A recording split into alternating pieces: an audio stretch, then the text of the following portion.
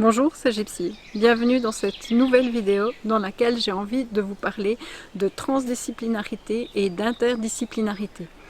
Donc la transdisciplinarité, c'est quand on fait une activité et en fait qu'on touche à plein de domaines, et l'interdisciplinarité, c'est plus quand moi je maîtrise un domaine et l'autre maîtrise un autre domaine et qu'il faut qu'on mette nos connaissances ensemble pour pouvoir parvenir à réaliser quelque chose de commun. Alors c'est quelque chose qui est extrêmement pratiqué là où je travaille.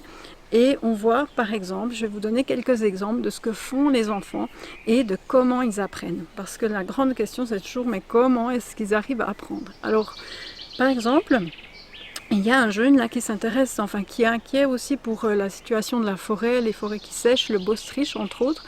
Et il a passé une bonne partie d'une journée à réfléchir, regarder ce qu'il pouvait mettre en place pour aider, pour pouvoir aider cette forêt à se porter mieux. Donc il a dû faire des recherches sur internet. Il a compris que certains pics pouvaient enlever les vers qui étaient dans les arbres et donc ce bostryche, que normalement l'arbre, lorsqu'il y a suffisamment de pluie, arrive aussi à lutter contre ces insectes parasites en sécrétant de la sève qui va les coller et les enfermer. Et le fait qu'il y ait de la sécheresse et qu'il y ait aussi moins de biodiversité fait que nos forêts sont plus malades. Donc il a compris tout ça, mais en même temps il a fait des recherches sur internet, mais il a profité d'écrire un courrier pour demander comment on pouvait favoriser le fait que des pics allaient revenir en nombre plus important dans nos forêts. Donc il a écrit à un spécialiste du domaine, et d'autres élèves se sont intéressés à fabriquer des nichoirs qu'on a placés dans le jardin de l'école. Ça a donné donc de l'interdisciplinarité avec les autres élèves et de la transdisciplinarité au niveau de la lecture, de l'écriture, de la compréhension au niveau de l'environnement, de la recherche sur internet, de la rédaction sur internet, écrire un mail, etc.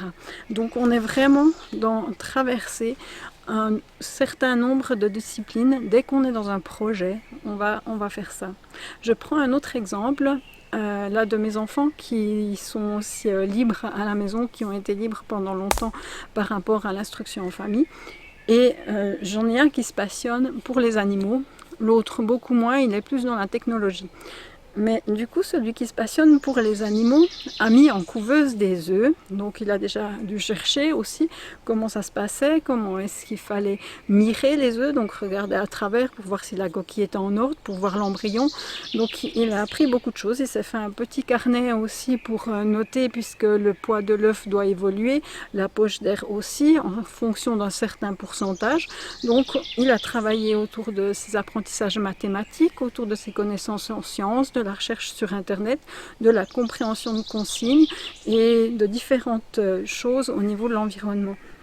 Ensuite, quand les poussins sont nés, eh bien, le grand est arrivé et puis il a trouvé tellement jolis ces petits poussins qu'il s'y est intéressé. Et en les observant, tous les deux, ils ont eu une démarche scientifique de se dire mais ils n'arrivent pas à passer au-dessus de la cage pour aller chercher de la nourriture de l'autre côté, etc. Donc le grand qui a plus technique, il a décidé de faire en fait un petit tremplin pour passer de l'autre côté, ce qui permettait aux poussins de passer volontiers. Donc ils ont vraiment eu cette démarche scientifique d'observer, d'essayer de comprendre, de regarder, de trouver des solutions ensemble. Et ensuite, cette fois-ci interdisciplinarité, il y a eu le premier qui a travaillé plus au niveau biologique, des poussins, zoologie, etc. Et le second, plus au niveau technique. Bien sûr, le second, il a aussi dû faire des mathématiques pour construire sa planche, pour faire des angles droits, etc. Et là, on est de nouveau dans la transdisciplinarité. On voit aussi des enfants qui s'inquiètent de l'écologie, qui vont ramasser des mégots par exemple dans le village, au niveau de l'école, et qui font des affiches. Donc là aussi se sont renseignés sur comment est-ce qu'un mégot polluait. Ils ont fait des arts pour construire l'affiche. Ils ont aussi employé l'humour, la créativité. Donc là on est dans un travail collaboratif, transdisciplinaire et interdisciplinaire.